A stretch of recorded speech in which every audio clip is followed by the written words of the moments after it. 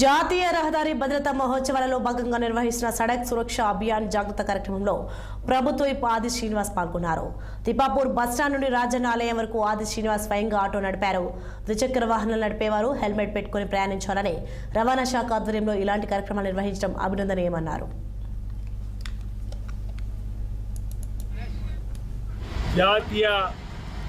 road భద్రతా ఉత్సవాల సందర్భంగా సడక్ సురక్ష పేరిట ఒక అవగాహన కల్పించడానికి జిల్లా రవాణా శాఖ అధికారులు డిటిఓ లక్ష్మణ్ గారు,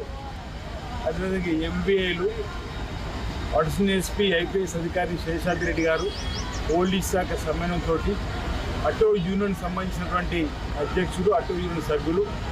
ఈరోజు ఒక 100 ఆటోలతో మేనల పట్టణంలో ర్యాలీ తీస్తూ ఒక అవగాహన కల్పిస్తూ రోడ్డు సేఫ్టీలో భాగంగా డ్రైవర్లు రోడ్ ఎక్కిన తర్వాత గమ్యస్థానానికి చేరుకొని తిరిగి ఇంటికి యోగక్షేమాలతో వచ్చే విధంగా ఇంట్లో తమ కోసం తల్లిదండ్రులు, భార్య, పిల్లలు ఎదురు చూస్తారని చెప్పినటువంటి ఒక భావనను కల్పించుకుంటూ సెల్ ఫోన్ మాట్లాడకుండా డ్రైవ్ చేసే కార్యక్రమము,